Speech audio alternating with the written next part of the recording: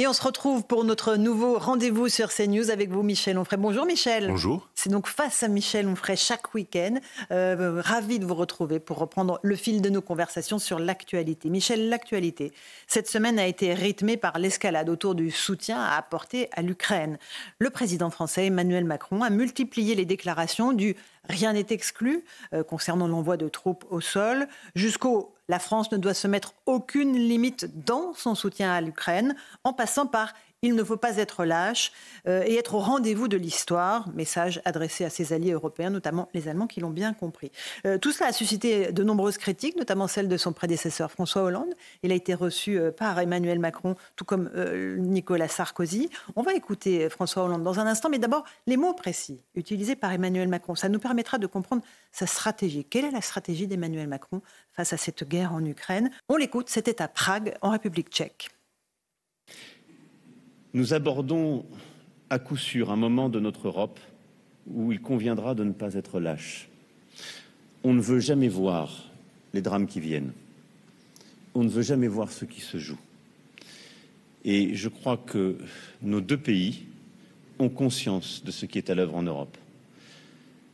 Du fait que la guerre est revenue sur notre sol, que des puissances devenues inarrêtables sont en train d'étendre la menace, chaque jour de nous attaquer nous-mêmes davantage. Et il nous faudra être à la hauteur de l'histoire. Il nous faudra être à la hauteur de l'histoire. L'histoire avec un grand H, Michel Onfray. Quel but poursuit le président Macron à vos yeux? Un but personnel, ce qui est assez terrible. Il y a une étrange dérive chez ce monsieur vers le pouvoir personnel. Vous ne croyez pas du tout au fait qu'il se dresse face à Poutine pour être dans le bon vent de l'histoire, dans le bon côté de l'histoire? Il est qui, lui, pour se lever contre le vent? Le président français. Oui, mais non, on n'est pas le président parce qu'on a été élu comme on a été élu, ça se mérite. C'est pas une étiquette qu'on a un jour en disant je l'ai, je peux m'autoriser tout, il s'autorise tout. C'est d'ailleurs un peu ça qu'on le reconnaît. Il y a un moment donné, vous avez une fonction et cette fonction, elle vous oblige. Le peuple n'est pas votre domestique. Vous êtes le domestique du peuple quand vous êtes le chef de l'État.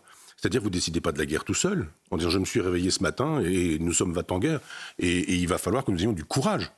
Vous êtes lâche. Il y a une façon de mépriser l'Allemagne, donc les Allemands, en disant en présence du chancelier que, en gros, lui s'occupait jadis des casques et des sacs de couchage.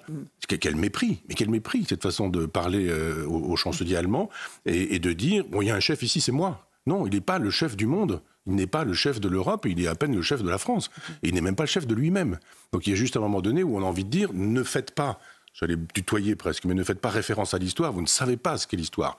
On ne peut pas dire, l'histoire nous attend, l'histoire nous convoque. C'est quand même le même personnage qui nous disait jadis, avec le Covid, c'est la guerre. C'est la guerre. Voilà quelqu'un qui nous a dit que le Covid, c'était la guerre, et qui nous dit, la guerre revient sur notre territoire, mais à cause de qui ?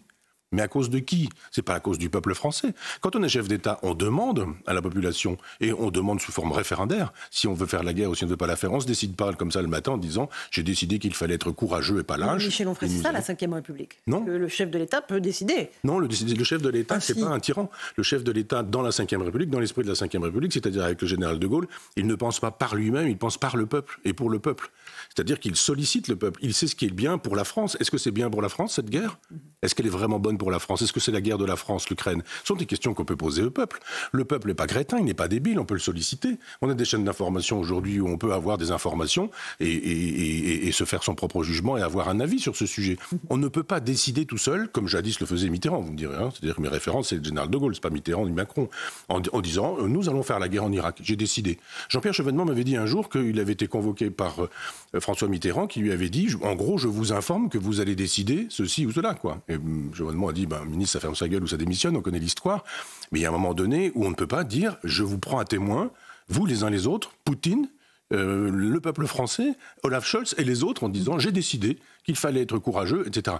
Je suis désolé, il y a encore quelques temps, il ne fallait pas blesser M. Poutine, nous disait Macron. C'était le même Macron.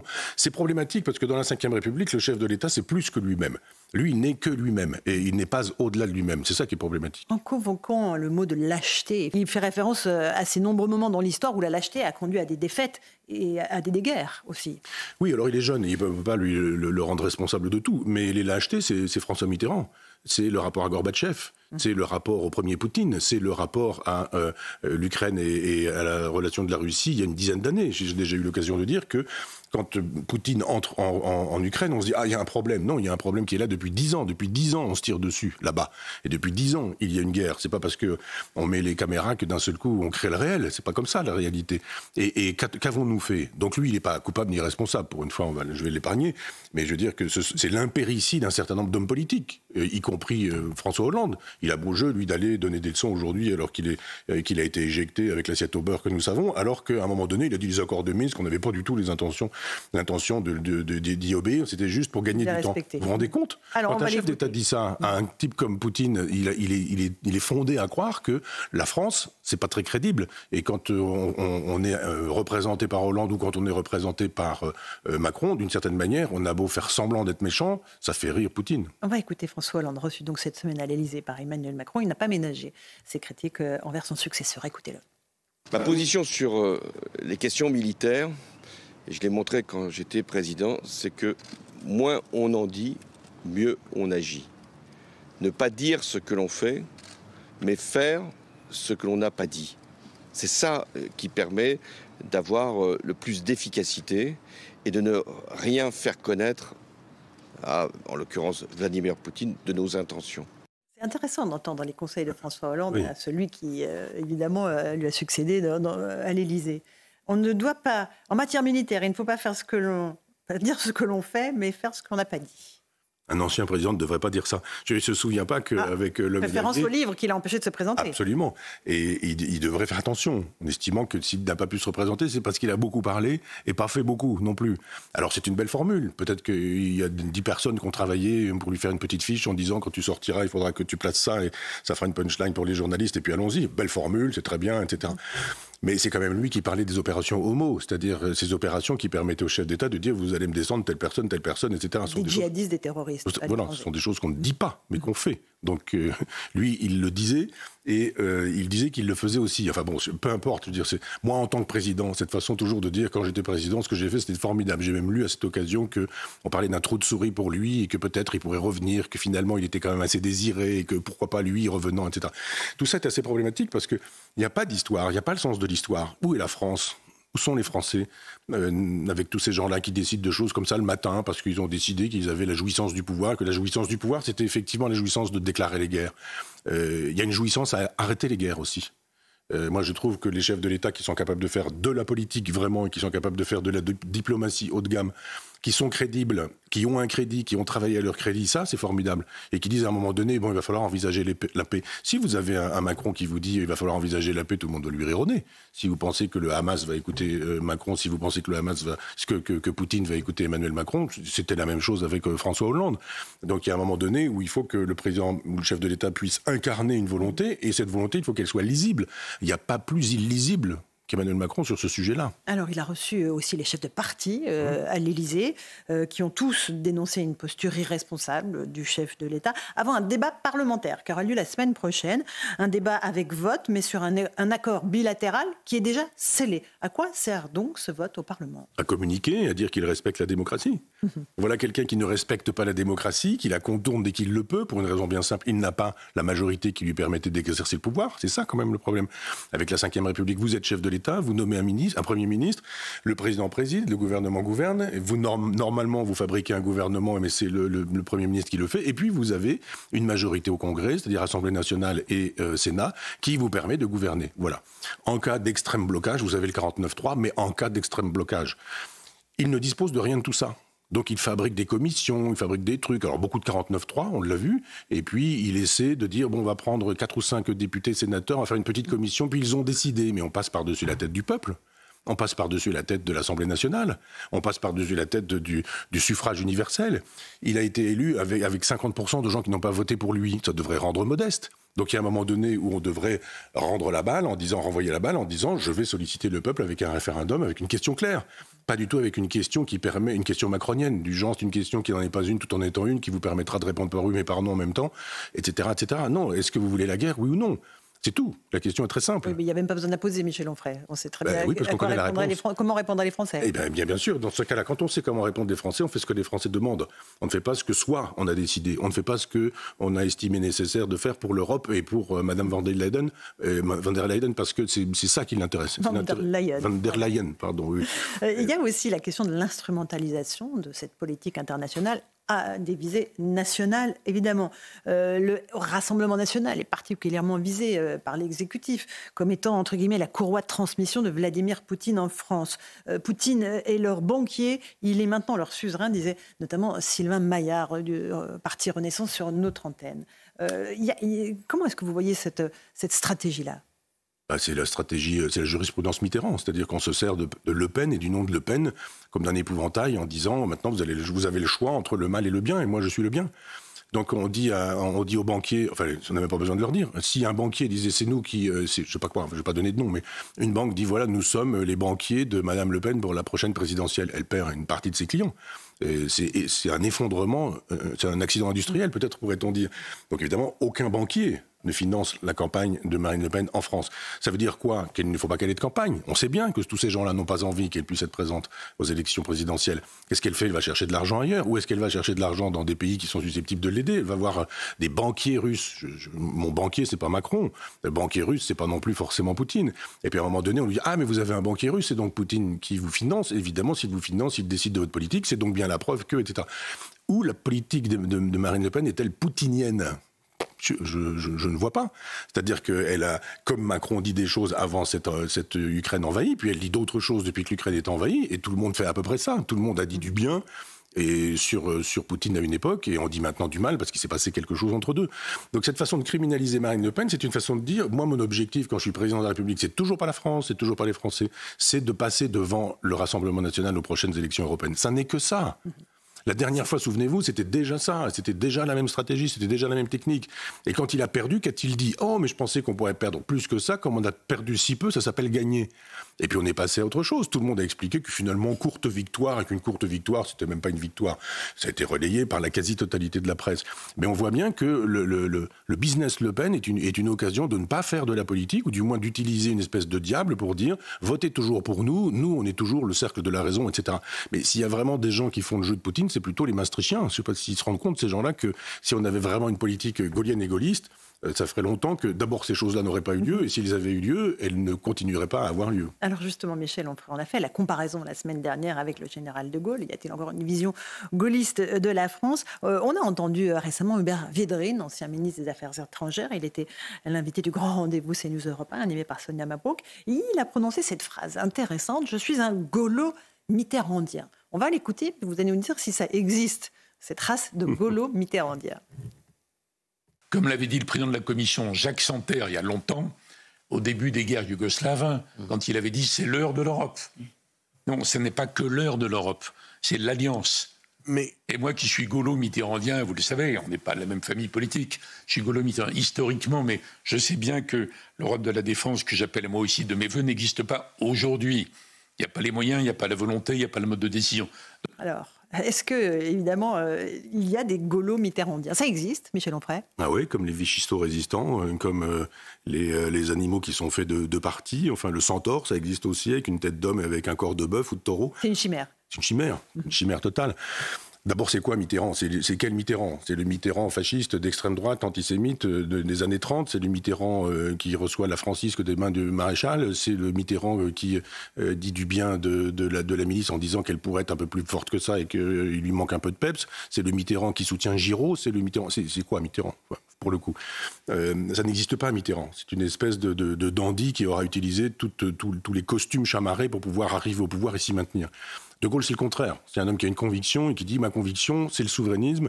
Il faut que la France soit souveraine et ça s'appelle le 18 juin 40. Et jusqu'à la fin, quand il s'agit d'avoir la dissuasion nucléaire, il faut que nous soyons autonomes et indépendants avec le bloc soviétique face au bloc soviético-américain. Il faut que nous puissions être aussi souverains. Donc on peut pas être, alors gaulo-macroniste, gaulo-mitterrandien, c'est macroniste. C'est en même temps, quoi. Et en même temps, surtout les contraires. Alors je sais, j'aime beaucoup Hubert Védrine parce que je pense que c'était un esprit fin, intelligent, cultivé, etc. Il a un passé qui fait que, je pense que son père et Mitterrand avaient des passions communes à une certaine époque, qui fait qu'on a créé aussi un peu pour eux ce qu'on appelait le concept de vichisto-résistant. Et m'est arrivé sur la route de m'arrêter il y a quelque temps à Vichy et de découvrir qu'on efface tout le maréchal Pétain et on a parfois des audios dans la rue et on nous parle des vichistos-résistants. Mais je ris ou quoi là, c'est quoi ce truc, les vichistos-résistants? Ou c'est Vichy ou c'est le général de Gaulle. C'est le général ou c'est le maréchal, mais c'est l'un ou l'autre, mais pas les deux. Qu'est-ce qu'un vichisto-résistant? C'est quelqu'un qui est vichiste tant que Vichy est au pouvoir, et c'est quelqu'un qui comprend qu'après Stalingrad, la guerre est finie, et que éventuellement même avec l'arrivée des troupes américaines, c'est vraiment franchement fini et qui deviennent pour le coup résistants. Je rappelle que les Mitterrand et autres, ils deviennent résistants en 43, que Malraux devient résistant en 1944, que les communistes ils deviennent résistants en 1942. 40, 41, 42, puis après 42, 43, 44, donc ça fait loin tout ça. Donc les vichisto-résistants sont des gens qui ont été du côté de Vichy quand Vichy est au pouvoir, du côté de la résistance quand la résistance arrive au pouvoir, mais ça n'est pas un concept. Quant à De Gaulle, il a une ligne et Mitterrand n'en a eu aucune autre que celle de la haine du général de Gaulle. Il n'y a eu que ça de constant chez Mitterrand, dans tout ce qu'il a fait, la haine du général de Gaulle. Et donc, il a détricoté tout ce que le général de Gaulle a pu faire. Il a détricoté la Ve République, il a détricoté une politique de puissance, etc. Enfin, plein de choses. Donc ça n'existe pas, le gaulo-mitterrandisme, sauf chez des gens qui, effectivement, estiment qu'il faut défendre Mitterrand, parce que Mitterrand, c'était avec le général de Gaulle, et même pas après, l'autre grand homme de la Ve République. Ce que je ne crois pas. Il y avait un grand homme et un petit homme de la Ve. Bon, on va écouter le général de Gaulle, parce que ce qui est intéressant, c'est ce qu'il disait sur la gauche et la droite. Ah oui. On va écouter un extrait qui date de décembre 1965. C'est un entretien avec Michel Droit entre les deux tours de l'élection présidentielle. Écoutez ce qu'il dit sur la France, la droite et la gauche. La France, c'est tout à la fois. C'est tous les Français. C'est pas la gauche, la France. C'est pas la droite, la France. À droite, on dit, vous faites une politique de gauche au dehors. À gauche, du reste, vous le savez bien, on dit De Gaulle, il est là pour la droite, pour les monopoles, pour je ne sais pas quoi. Le fait que les partisans de droite et les partisans de gauche me déclarent que j'appartiens à l'autre côté prouve précisément ce que je vous dis. C'est-à-dire que maintenant, comme toujours, je ne suis pas d'un côté, je ne suis pas de l'autre, je suis pour la France. Assez simple, assez limpide comme définition. Je suis pour la France. Oui. D'abord, merci pour chaque bonheur à chaque fois de... Oui, on ne va pas le faire systématiquement, mais c'est vrai qu'on va être un peu nostalgique de Gaulle. Oui, alors il dit quelque chose d'essentiel, c'est-à-dire que la droite et la gauche, c'est une métaphore horizontale. Voilà. Au moment de la Révolution française, vous avez dans l'hémicycle, la droite de l'hémicycle, la gauche de l'hémicycle, ceux qui sont pour le roi, ceux qui sont contre le roi, ceux qui sont pour le veto, la décapitation, etc. Et là, on dit voilà, droite et gauche. Et le général de Gaulle dit ça, c'est une lecture horizontale, c'est pas la mienne, ça manque de hauteur. Et il dit, il y a une lecture verticale. Il y a la France et les autres. Et il dit, ceux qui veulent la France, je suis avec eux, y compris les communistes. Quand les communistes ne veulent pas de la France pendant le pacte germano-soviétique, eh bien, les communistes ne sont pas avec lui, il n'est pas avec les communistes. Quand les communistes ont compris qu'ils pouvaient devenir des défenseurs de la nation, parce qu'effectivement, on connaît l'histoire, Barbarossa, etc., Adolf Hitler qui envahit l'Union soviétique et rompt unilatéralement le pacte germano-soviétique, alors là, il se dit, effectivement, les communistes, ils se disent, bon, mais maintenant, on peut rentrer dans la résistance nationale. Très beau texte d'Aragon, très beau poème d'Aragon sur la France, sur le pays, sur la nation, sur le peuple, etc. Et le général de Gaulle, il dit ça, il dit, vous voulez la France ou vous la voulez pas? Et si vous voulez la France, alors vous avez le droit de croire en Dieu, de ne pas y croire, vous avez le droit d'être de droite ou de gauche, ça n'a aucun intérêt de savoir si vous êtes de droite ou de gauche. On peut être de droite et gaulliste, de gauche et gaulliste, chrétien et gaulliste, athée et gaulliste, musulman, juif, etc. et gaulliste. Et c'est ça qui est intéressant dans la France. C'est de fabriquer une communauté en se disant ce qui nous rassemble est plus important que ce qui nous divise. Et cette façon de dire, bien sûr qu'il existe la droite, il y a aussi une archive formidable où il dit la droite, c'est l'ordre, il y a le mari qui veut pas qu'on mette les pieds sur la table, et puis il y a aussi... On la ressortira pour la prochaine émission. Oui, et puis il dit c'est les deux, et il a raison, il faut l'ordre, en même temps il faut la liberté. L'ordre sans la liberté, c'est la dictature, la liberté sans l'ordre, c'est la tyrannie des passions ou des émotions. Il faut un équilibre, un savant équilibre des deux. Et le gaullisme, c'est ça, c'est une façon de dire, personne ne peut dire toute la droite a raison et toute la droite a tort. Toute la gauche a raison et toute la gauche a tort. On devrait pouvoir faire ça d'ailleurs, prendre Mélenchon, prendre Marine Le Pen, prendre les écologistes et dire à chaque fois tout ça est défendable, tout ça est bon pour la France. Et c'est bon pour la France que, par exemple, on va en parler probablement, mais sur les perturbateurs endocriniens et les écologistes, je trouve qu'ils mènent un bon combat intellectuel. Et qu'à ce moment-là, on se dit c'est bon pour la France.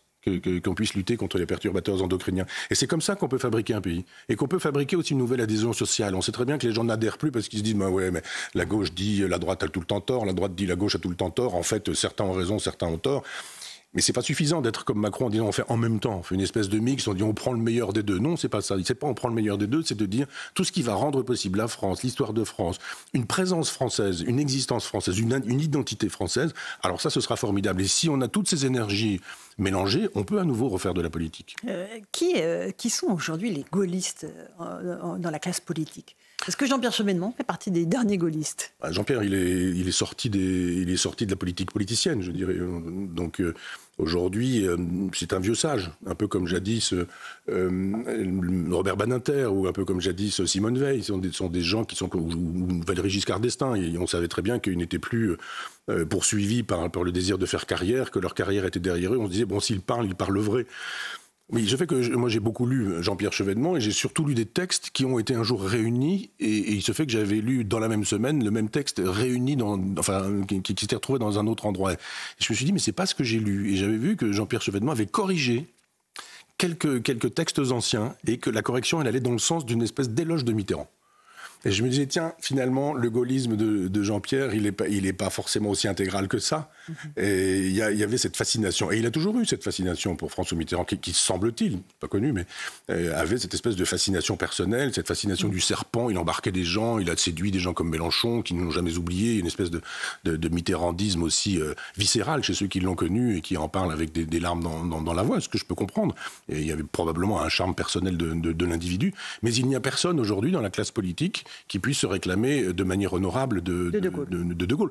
Il y a Dupont-Aignan, monsieur Dupont-Aignan, mais il y a un moment donné où on doit comprendre, quand on a été si souvent candidat et si souvent rejeté, que la France ne voulant pas de nous, il faut arrêter. On ne peut pas dire le général de Gaulle et puis s'entendre dire à chaque fois vous pesez 2% du général de Gaulle.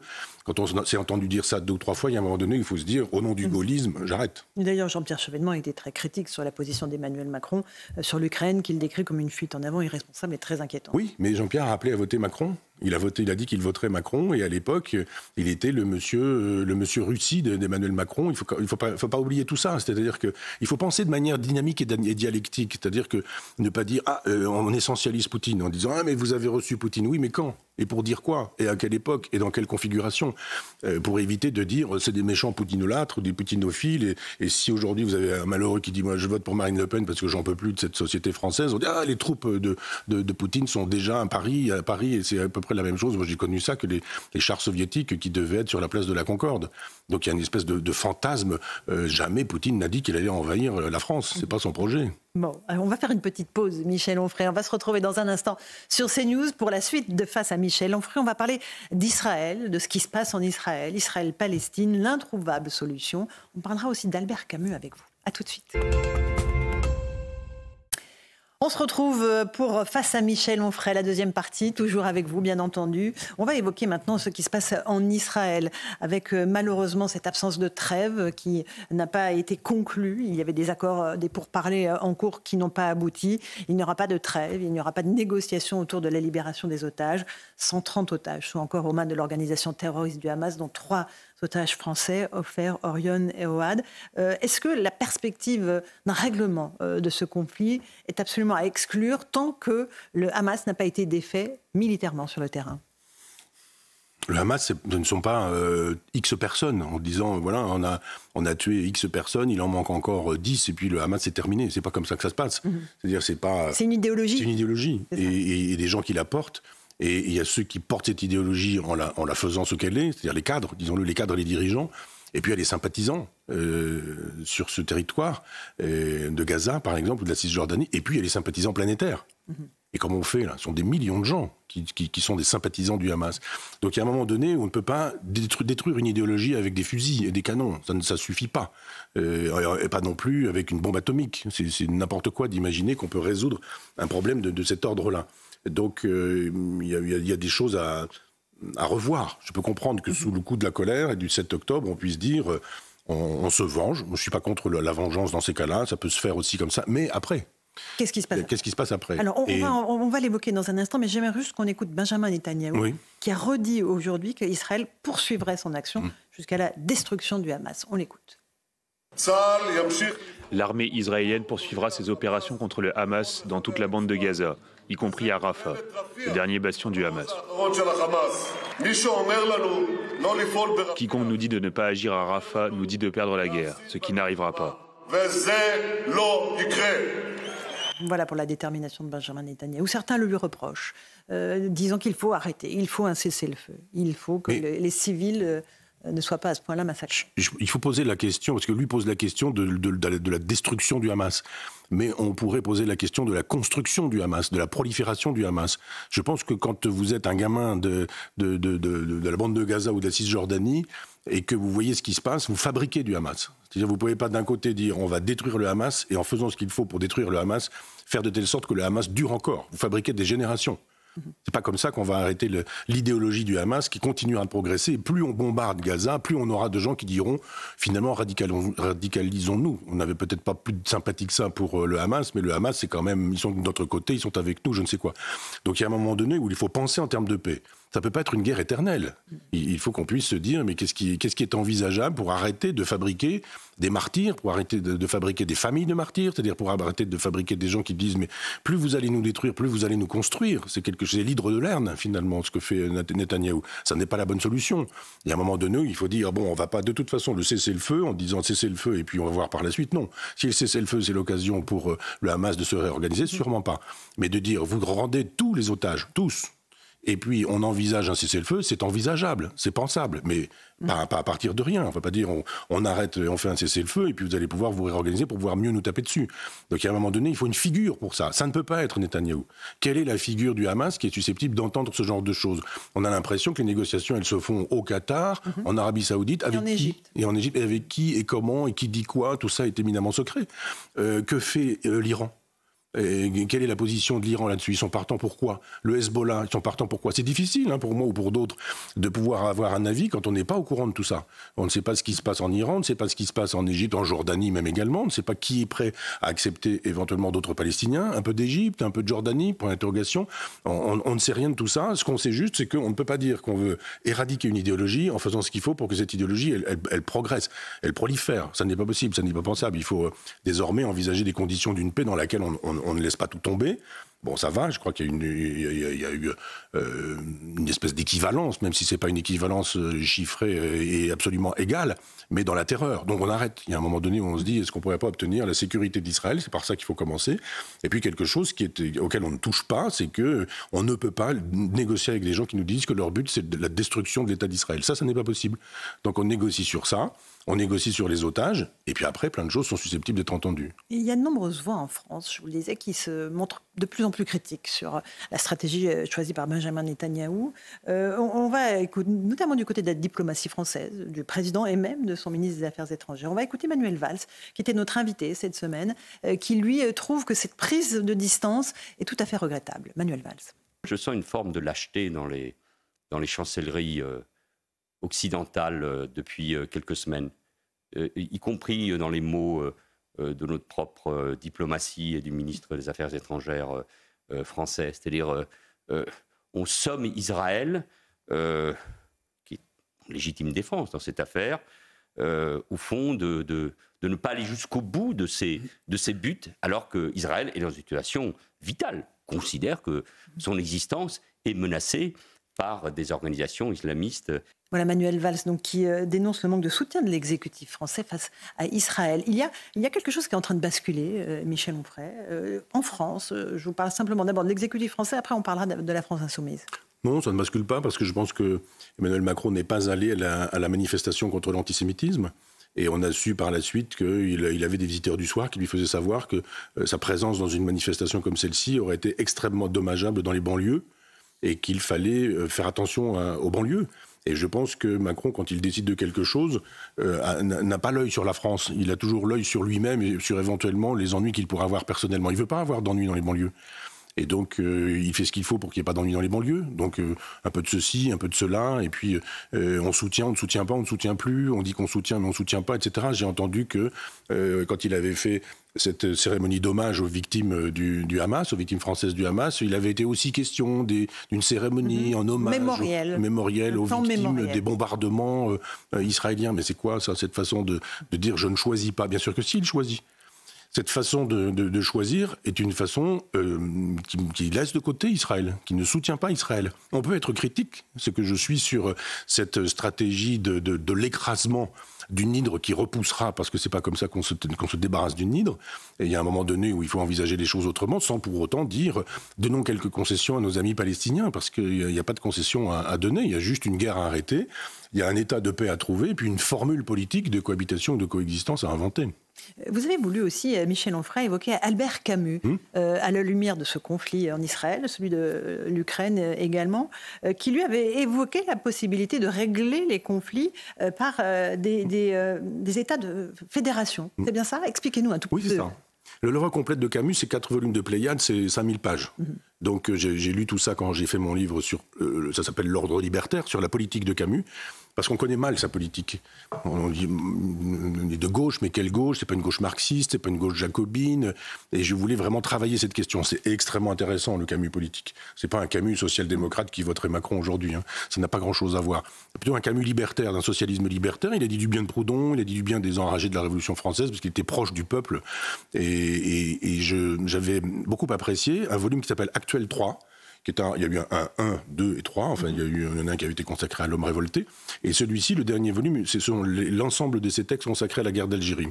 Et donc il y a un texte qui fait 4 pages, qui est magnifique, que je me relis en permanence. C'est vraiment un truc de journaliste, c'est vraiment écrit au sens noble du terme, c'est-à-dire vraiment écrit rapidement, mais avec sa belle plume, avec son beau style, avec cette idée géniale que on doit pouvoir envisager une formule qui ne soit pas jacobine, qui ne soit pas centralisatrice, qui ne soit pas étatique, c'est ce qui fait Camus finalement, mais qui soit girondine et qui prenne en considération la spécificité du terrain. Pas l'individu idéalisé, l'individu abstrait de la Déclaration des droits de l'homme, mais l'individu qui est un arabe, un juif, un kabyle, un riche, un pauvre, un commerçant, un exploitant, un exploité, un ouvrier agricole, son père, une femme de ménage, sa mère, etc. Il dit comment peut-on faire habiter tous ces gens-là ensemble?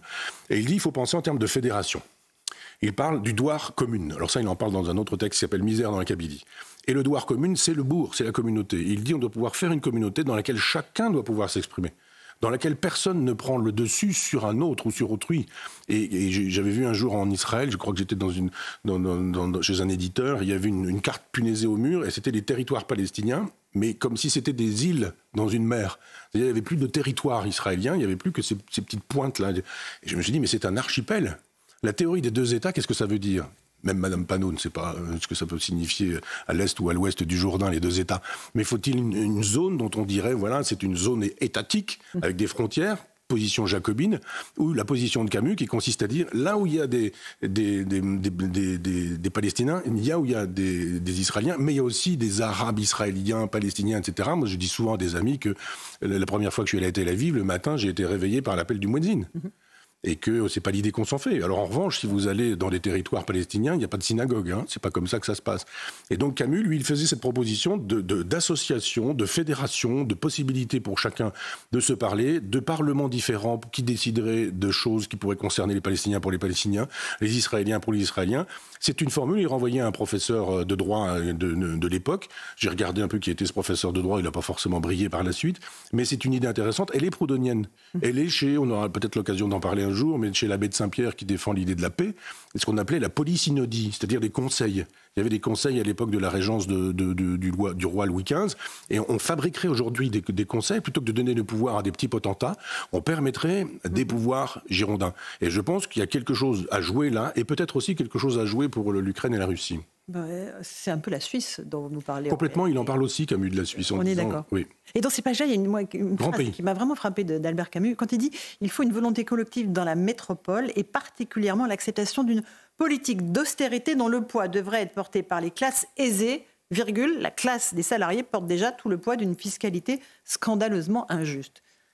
Il était prémonitoire. Ah mais complètement. Il n'a cessé d'être de gauche, Camus. C'est-à-dire que c'est un peu comme aujourd'hui, où si vous n'êtes pas de la gauche officielle, vous êtes d'extrême droite. Il a eu droit à ça, le pauvre Camus, au moment de l'homme révolté. Alors là, pour le coup, actuel 1, je crois, ou actuel 2. Mais tous les textes d'une grande violence, parce qu'il nous disait effectivement que si on était de gauche, on ne pouvait pas défendre le goulag. C'était pas possible.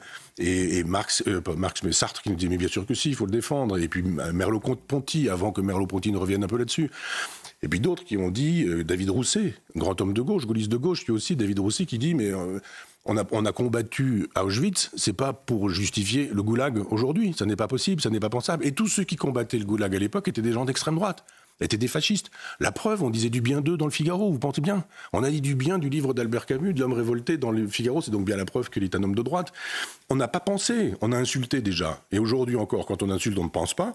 Moyennant quoi, on a commis des erreurs en soutenant Marx et pas Proudhon. On a commis des erreurs en soutenant Sartre et pas Camus. Et encore aujourd'hui, on commet des erreurs en pensant que l'avenir pourrait être chez les descendants de Marx ou de Robespierre, on voit de qui je veux parler, plutôt que chez des descendants de Brissot, par exemple, pour prendre une figure emblématique des Girondins de la Révolution française. On n'a pas parlé de la France insoumise, d'ailleurs. Il y a des attitudes qui vous choquent. Le fait que Mme Rima Assam soit en position éligible sur la liste de Manon Aubry, c'est quelque chose qui dit beaucoup de l'état d'esprit de cette mouvance politique. Écoutez, moi je suis d'abord sidéré qu'on puisse aujourd'hui faire l'éloge de Robespierre sans que ça pose aucun problème. Je veux dire, quelqu'un qui aujourd'hui ferait l'éloge de Rebatté irait tout de suite au tribunal et ce serait très bien qu'il aille au tribunal. Il y a juste un moment donné où on a les preuves aujourd'hui. Il y a des historiens qui ont écrit sur ce sujet-là. Le génocide vendéen, c'est quand même Robespierre. 200 000 morts. 20 000 morts avec la terreur, avec la population de l'époque, 1793. Donc cette façon de dire il faut me tuer tout le monde dans la Vendée, je rappelle qu'en Vendée, il y a quand même eu des gens qui ont travaillé, un chimiste qui s'appelait Proust, qui ont travaillé sur le gazage des populations.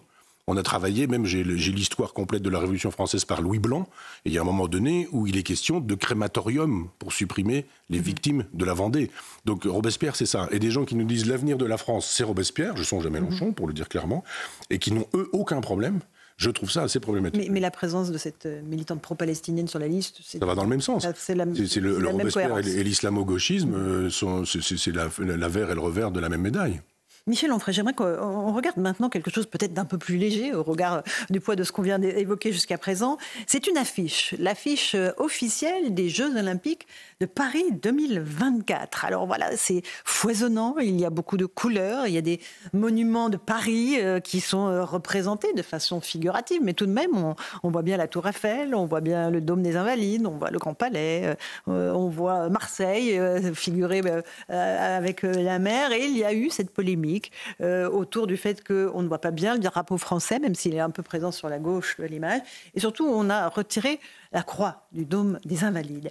On va écouter le sénateur Roger Karoutchi, sénateur français, qui a interpellé au Sénat la ministre des Sports, Amélie Oudéa-Castéra, sur le fait qu'il n'ait pas de croix sur le Dôme des Invalides. On va l'écouter, vous allez nous dire ce que vous en pensez. Vous pouvez peindre la Tour Eiffel dans la couleur que vous souhaitez. Mais vous ne pouvez pas enlever la croix du Dôme des Invalides qui est là depuis Louis XIV. Vous ne pouvez pas changer l'histoire de France. Quelles que soient nos positions politiques, si nous voulons faire évoluer la nation, nous n'avons pas à l'effacer. Parce que si nous l'effaçons, nous disparaîtrons. Alors, on ne peut pas effacer la nation, sinon nous disparaîtrons. Qu'est-ce que vous en pensez, Michel Onfray ? D'abord, vous me posiez tout à l'heure la question du quelle figure gaulliste aujourd'hui. Monsieur Karoutchi, pour ce coup-là. Là, on a tout. D'abord, l'élégance du français, le fait qu'il parle sans notes. Vous voyez, tous ces gens qui ont des notes, là, qui lisent leur truc à toute allure, et puis qui donnent une gifle au micro avant d'aller se replacer dans les rangs de l'hémicycle. Il est calme, il est placide, il est lucide, il parle un français très correct, il dit des choses extrêmement intéressantes, extrêmement intelligentes, et gaulliennes. C'est complètement gaullien. Moi, je souscris absolument. Je dis, mais il a raison. On ne peut pas dire en permanence qu'il faut refaire nation, et puis défaire la nation et casser la nation. Je rappelle que ce qu'on fête avec 1789, c'est pas tant la prise de la Bastille que la fête de la nation l'année suivante. Et on a oublié la fête de la nation. La prise de la Bastille, c'est quand même la décapitation de 2 ou 3 personnages. On leur met du foin dans la bouche, on met la tête au bout des pics. C'est pas terrible. La fête de la Fédération, c'est quand même beaucoup mieux. Parce que c'est l'année suivante, cette occasion de dire nous allons fêter les Français rassemblés. Et c'est ça, faire nation. Alors, ce dessinateur, il fait ce qu'il veut. Je ne sais pas s'il n'y croit pas. Ganotti. Mais alors, il est dans la figuration. Oui, c'est une œuvre d'art. Oui, mais dans la figuration.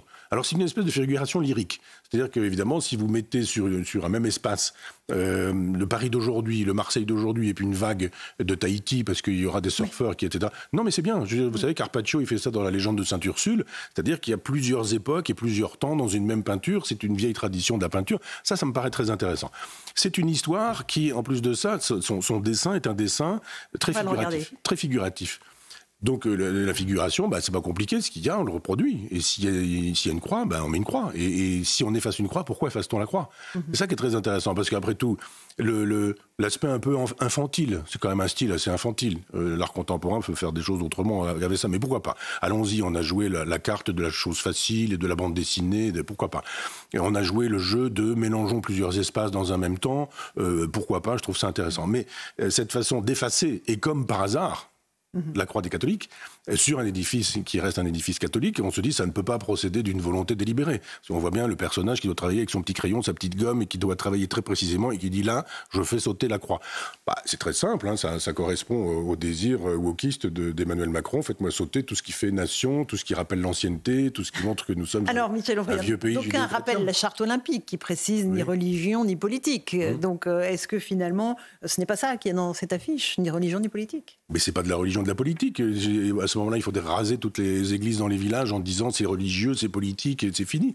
Non, c'est patrimonial. On a bien vu comment les gens ont réagi quand Notre-Dame de Paris a brûlé. Personne n'a dit oh si, quelques-uns évidemment. Bien fait, c'est des reliques du christianisme. Finissons-en avec tout ça. Non, il y a un moment donné où c'est culturel. Ça fait partie de la culture. Les vandales, c'est ça. Que sont les vandales? Qui sont les premiers vandales d'ailleurs dans l'histoire de France qui fascinent tant les révolutionnaires de chez Mélenchon? Ce sont les gens qui détruisent les œuvres d'art. Ce sont les gens qui font des feux, qui font des bûchers, tout ce qui est susceptible d'être fondu est fondu et détruit, et puis qui confisquent les œuvres dans les châteaux, etc., etc. Donc on détruit les tombeaux des rois, on massacre ce qui reste des corps, on utilise même d'ailleurs des restes de ces cadavres-là pour utiliser des pigments pour la peinture ou ce genre de choses. Donc il y a des gens qui sont des barbares et qui sont des vandales. Je pense que ce monsieur, avec sa petite croix oubliée, s'inscrit petitement, parce que c'est modeste et c'est léger, mais dans la grande logique des barbares. Oui, mais c'est un artiste, encore une fois, et donc il faut. Mais il a le droit aussi qu'on puisse commenter son œuvre d'art en estimant que sa petite BD est faussement subversive parce qu'elle est vraiment wokiste et elle est probablement très subversionnée. Alors justement, le wokisme, qu'est-ce que c'est pour vous? Le wokisme, il a des traits très différents. Il peut apparaître à la faveur d'une affiche pour les Jeux Olympiques. Il est présent comment dans notre société française, Michel Onfray?